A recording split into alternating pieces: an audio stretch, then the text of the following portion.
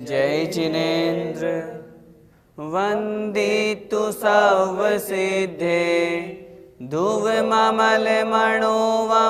गदिं पत्ते वोच्छामि समय पाहुड मिणमो सुध केवली बणिदम। पंच परमेष्ठी भगवान की जय हो। समयसार जी महान ग्रंथादिराज का हम आश्रवाधिकार पढ़ रहे हैं।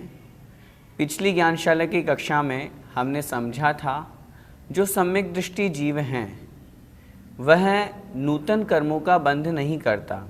यहाँ सम्यक दृष्टि से तात्पर्य वीतराग सम्यक दृष्टि ग्रहण करना है, जो शुद्धोपयोग में लीन है, जो राग द्वेष से रहित हैं, राग द्वेष मोह जिनके नहीं हैं, ऐसा वह जीव नवीन कर्मों का बंध नहीं करता है। उसको उसी बात को आचार्य भगवान अगली गाथा में यहाँ समझा रहे हैं कि जिस प्रकार पेड़ से टूट जाने के पश्चात वह जो फल है वह पुनः पेड़ में नहीं बंधता है, पेड़ को प्राप्त या पेड़ से संबंध को प्राप्त नहीं होता है, ठीक उसी प्रकार वह जो कर्म है वो उदय में आने के बाद में उस आत्मा के साथ पुनः नहीं बंधते हैं। आइए हम समझते हैं गाथा क्रमांक 175। पक्के फलम मि पड़िदे, पक्के फलम मि पड़िदे, जहण फलम बज्जदे पुणो विंटे, जहण फलम बज्जदे पुणो विंटे, जीवस कम भावे, जीवस कम भावे, पड़िदेण पुणोदयमुवेहि, पड़िदेण पुणोदयमुवेहि, फिर से पड़िदेण पुणोदयमुवेहि, पड़िदेण पुणोदयमुवेहि। बोलिए पक्के फलम मि पड़िदे, जहण फलम बज्जदे पुणो विंटे, जीवस कम भावे, पड़िदेण पुणोदयमुवेहि। पक्के फलम मि पड़िदे, जहण फलम बज्जदे पुणो विंटे, जीवस कम भावे, पड़िदेण पुणोदयमुवेहि। आइए गाथा का अर्थ समझते हैं। पक्के फलम मि पड़िदे, पक्के अर्थात पक जाने पर, पके हुए, फलम मि अर्थात फल के। जब फल पक जाता है तब पकने के पश्चात पड़िदे अर्थात गिरने पर, गिर जाने पर, डाल से फल पक गया और पकने के कारण से वह नीचे गिर गया। गिर जाने पर अगली पंक्ति में कह रहे हैं जहण फलम बज्जदे पुणो विंटे। जह अर्थात जैसे, जिस प्रकार, न अर्थात नहीं, फलम अर्थात वह फल। कौन सा फल?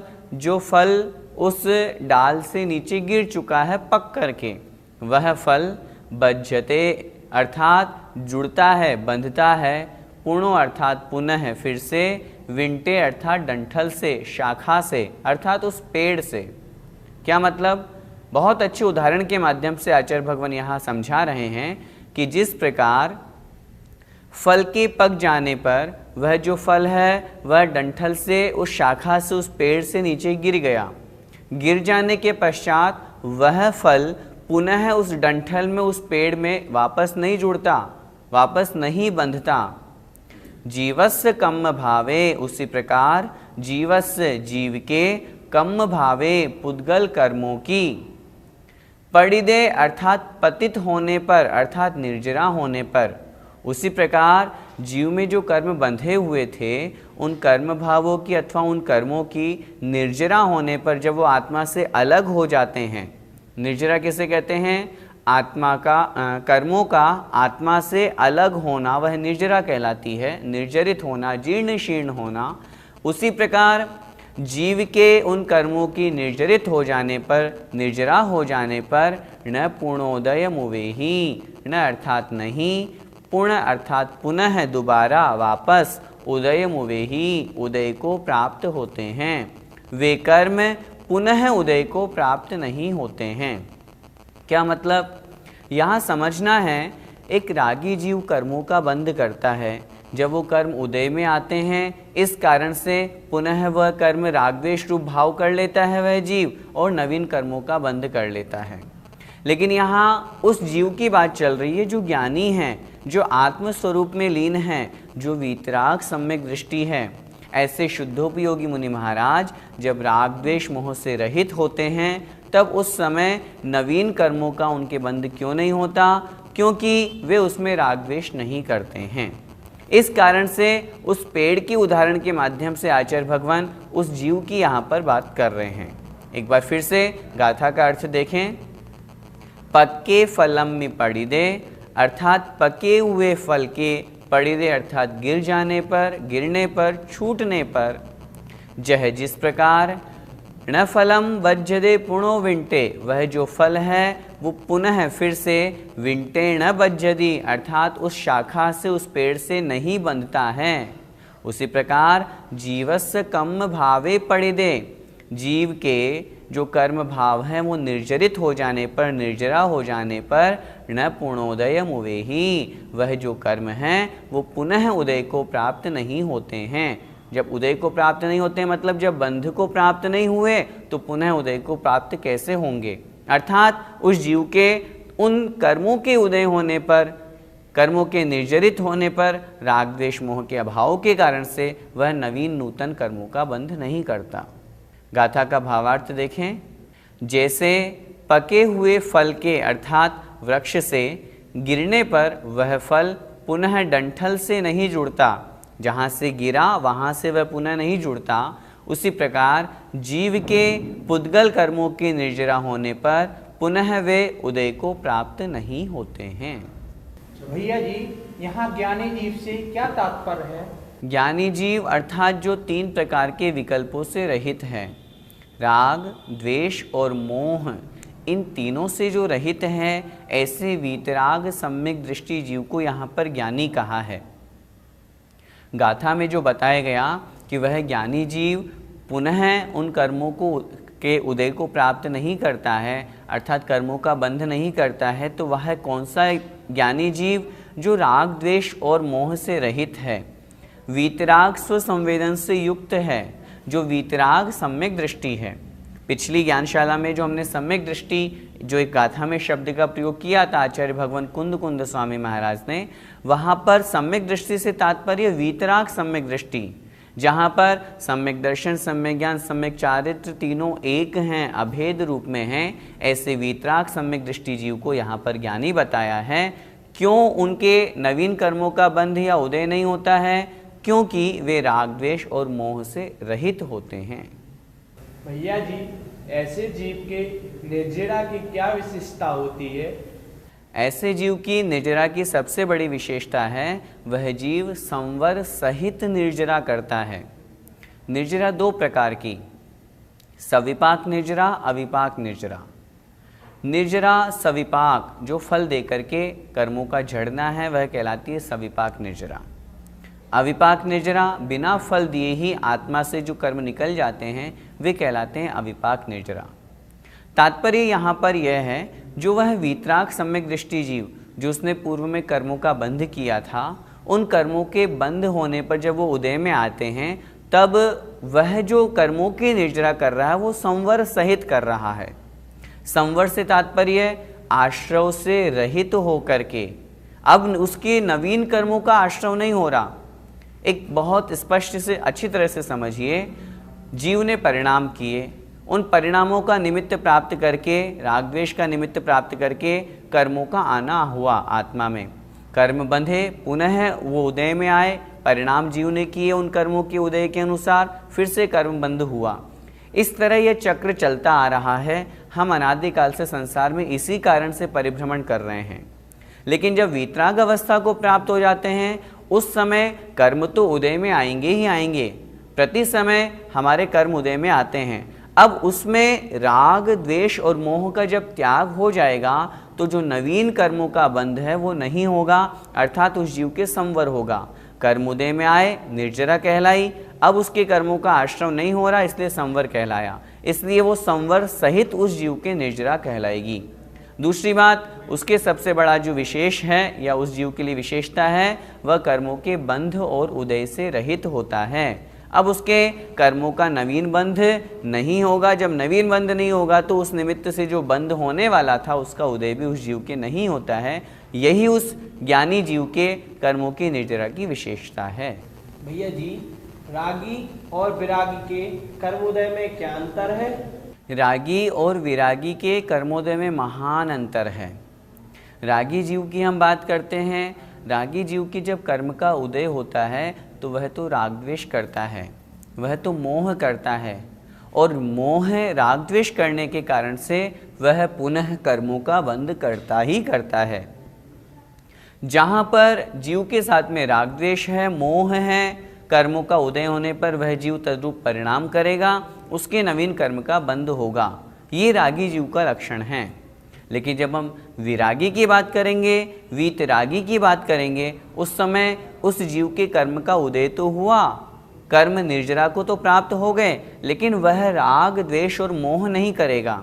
राग द्वेष और मोह नहीं करने के कारण से उसके नवीन कर्मों का बंध भी नहीं होगा और उदय होने का प्रश्न ही नहीं है। उदाहरण से हम समझें, उदाहरण दिया आचार्यों ने, जिस तरह एक भोग भूमि वाला जीव है, भोग भूमि जो जीव होते हैं वे जब मरण के अंत समय में उनका समय आता है उस समय वे संतान युगल को उत्पन्न करके मरण को प्राप्त होते हैं। कर्म उदय में आया और फल रूप में संतान उत्पन्न होकर के वो चले गए। इस तरह रागी जीव का लक्षण कहा। विरागी अथवा वीतरागी जीव नपुंसक के समान कहा, कर्म उदय में आया, निर्जरा होकर के समाप्त हो गया, अब नवीन पुनः उसकी संतान नहीं बनी, नवीन पुनः उसका कर्म बंध नहीं हुआ। क्यों? क्योंकि वह जीव राग द्वेष और मोह से रहित है। कहने का बहुत सीधा सा तात्पर्य है, 3 प्रकार के जो विकल्प आचार्यों ने यहाँ बताए हैं, जहाँ जीव के साथ में राग द्वेष और मोह रहेगा तब तक उसके नवीन कर्मों का बंध होता रहेगा, और जब यह रुक जाएगा अर्थात राग द्वेष मोह नहीं होगा तब उसके नवीन कर्मों का बंध नहीं होगा। हम सोचते भी हैं, जानते भी हैं, आश्रव 2 प्रकार का, सांप्रदायिक और ईर्यापथ। कर्मों का आश्रव तो 13वें गुणस्थान में भी है, सातावेदनी का है, स्वीकार किया हमने, माना, लेकिन वो ईर्यापथ आश्रव है, एक समयवर्ती आश्रव है, उससे आत्मा का कुछ बिगाड़ होने वाला नहीं है। आत्मा का बिगाड़ होता है राग द्वेष और मोह से।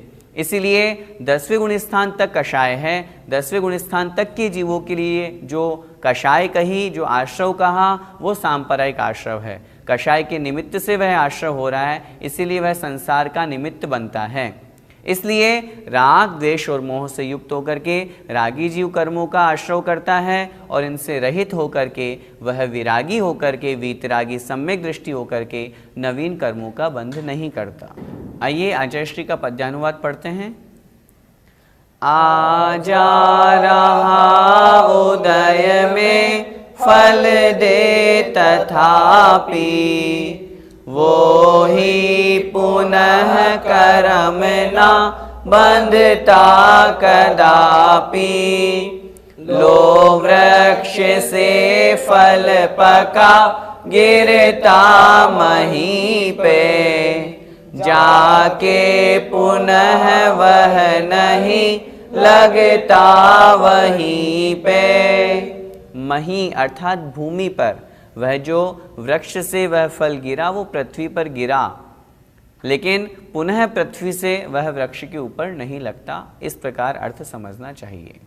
अब इसी बात को और अधिक स्पष्ट करते हुए अगली गाथा में आचार्य भगवान जो ज्ञानी विरागी जीव होते हैं, वीतरागी जीव होते हैं, उनके नवीन द्रव्य आश्रव भी नहीं होता। उनके जो कर्म हैं वो कैसे होते हैं, किस प्रकार से होते हैं, वो बतला रहे हैं। देखें, पुडवी पिंड समाणा पुडवी पिंड समाणा पुव्वणि बद्धा दुपच्चया तस्य पुव्वनिबद्धादुपच्चया तस्य कम् शरीरेण दुते कम् शरीरेण दुते बद्धा सव्ये विणाणिस्य। बद्धा सव्ये विणाणिस्य। बोलिए। पुडवी पिंड समाणा पुव्वणि बद्धा दुपच्चया तस्य कम् शरीरेण दुते बद्धा सव्ये विणाणिस्य। पुडवी पिंड समाणा पुव्वणि बद्धा दुपच्चया तस्य कम् शरीरेण दुते बद्धा सव्ये विणाणिस्य। गाथा का शब्दार्थ से अर्थ देखें। पुढ़वी पिंड समाणा। पुढ़वी अर्थात पृथ्वी, पिंड अर्थात पिंड ढेला, समाणा अर्थात समान। पृथ्वी के ढेले के समान हैं अर्थात मिट्टी के ढेले के समान हैं। क्या? पुव्व निबद्धा। पुव्व अर्थात पहले, पूर्व में, निबद्धा अर्थात बंधे हुए, दू मतलब तो, पच्चया अर्थात प्रत्यय, प्रत्यय से तात्पर्य कर्म, तस्य मतलब उसके, उस जीव के। कौन से जीव के? बात चल रही है नाणिस्य अर्थात ज्ञानी जीव की। जो ज्ञानी है, विरागी है, वीतरागी है, राग द्वेष और मोह से रहित है, ऐसे उस जीव के पूर्व निबद्धा पहले जो बंधे हुए प्रत्यय हैं, कर्म हैं, वे कैसे हैं? पुडवी पिंड समाणा, पृथ्वी के ढेले के समान हैं, मिट्टी के ढेले के समान हैं। जैसे मिट्टी का ढेला व्यर्थ है, किसी काम का नहीं है, उसी तरह उस जीव के पूर्व के बंधे हुए कर्म जो भी सत्ता में हैं, वो व्यर्थ हैं, किसी काम के नहीं हैं। क्यों नहीं है? किस प्रकार हैं? कम शरीरेण दुते। कम शरीरेण अर्थात कार्मण शरीर के साथ में, दु मतलब और, ते मतलब वे जो पहले बंधे हुए कर्म हैं वो किसके साथ में हैं? कम शरीरेण कार्मण शरीर के साथ में, बद्धा सव्येवी बंधे हुए हैं, सव्येवी अर्थात समस्त सभी।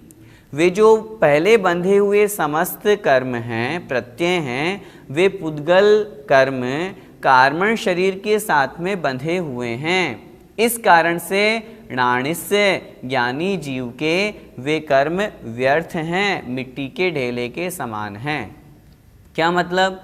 तात्पर्य यहाँ पर आचार्य भगवान ये कह रहे हैं, जो जीव के साथ में कार्मण शरीर लगा हुआ है, जो पूर्व में कर्म बंधे, वे कार्मण शरीर के साथ में ही बंधे हुए हैं। आत्मा का एक में एक संबंध है, आत्मा का एक क्षेत्रावगाही संबंध है, संश्लेष संबंध है।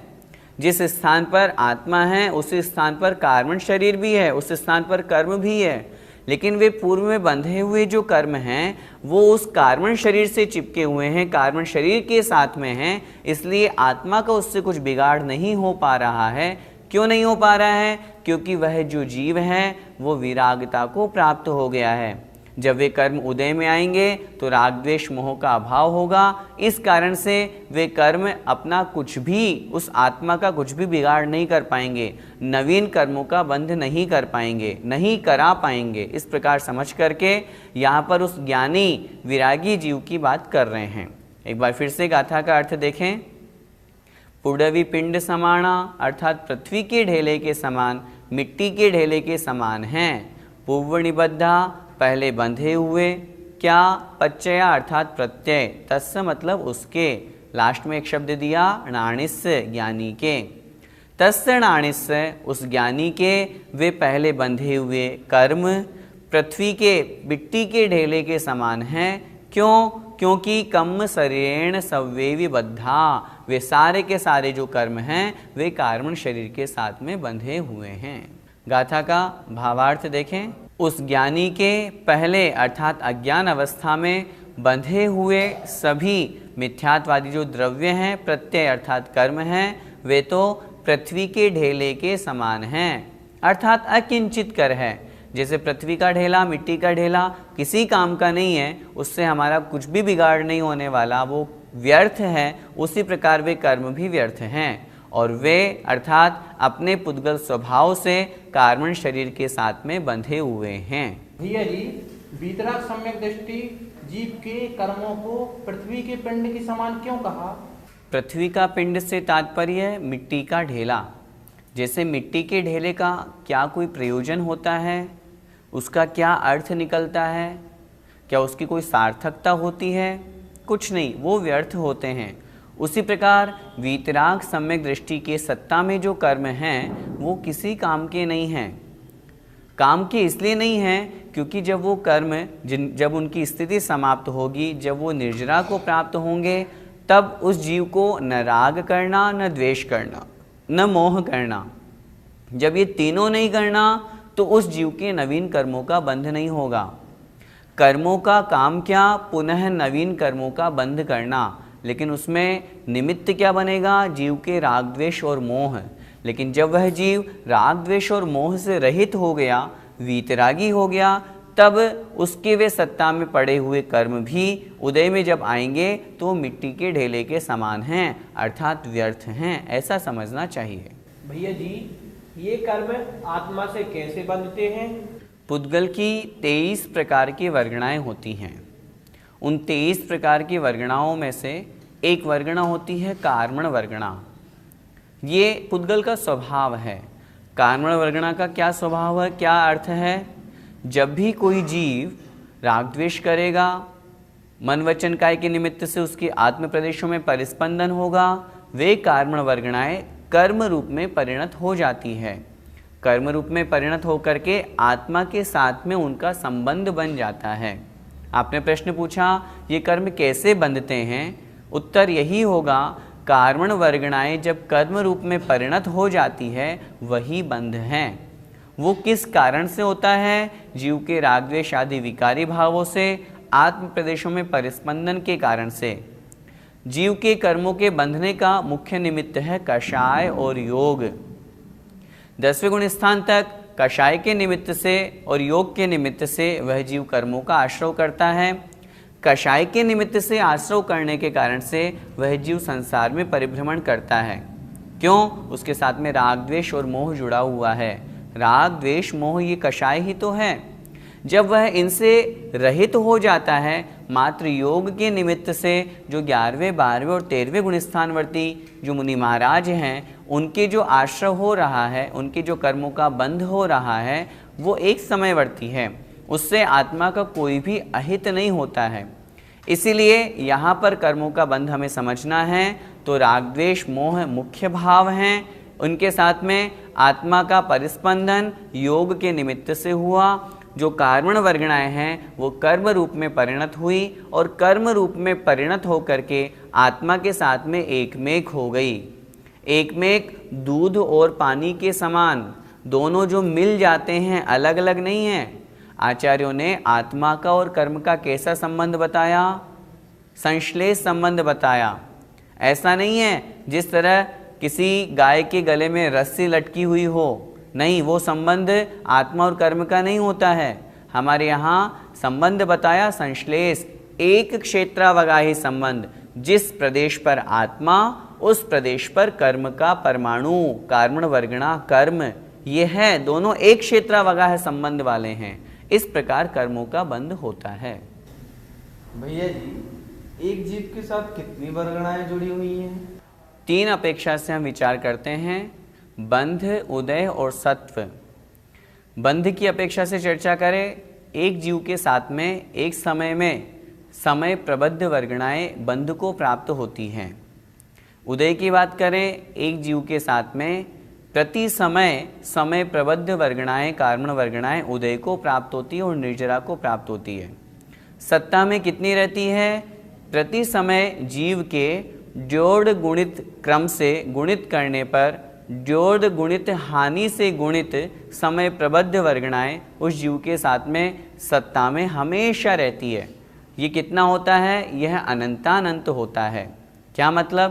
तात्पर्य यह है, आत्मा के साथ में जो कर्म जुड़े हुए हैं ये एक क्षेत्रावगाही हैं। कारण शरीर और आत्मा एक क्षेत्रावगा ही है, दोनों एक स्थान पर रहते हैं। पूरे तीनों लोकों में कारण वर्गणाएं ठसाठस भरी हुई है, सभी जगह अनंतानंत जीव है। प्रत्येक जीव के एक प्रदेश पर अनंतानंत कारण वर्गणाएं कर्म रूप से विद्यमान हैं, प्रत्येक प्रदेश पर हैं, जैसे जीव के असंख्यात प्रदेश। तो इस प्रकार वह जो जीव है ये कर्मों से घिरा हुआ है, कर्मों से बंधा हुआ है।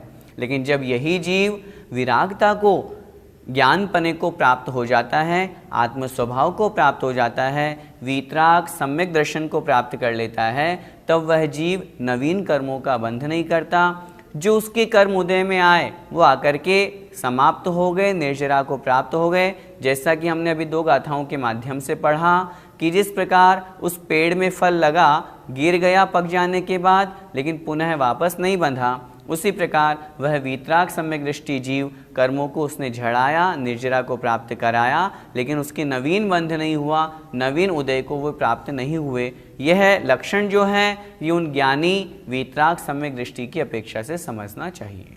गाथा का पद्यानुवाद पढ़ते हैं।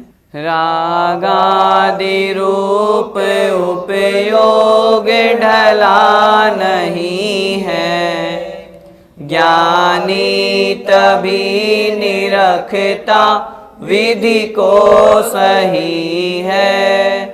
अज्ञान से कुछ बंधे विधि हो पुराणे, दीवार पे चिपकती रज के प्रमाणे। जय जिनेन्द्र।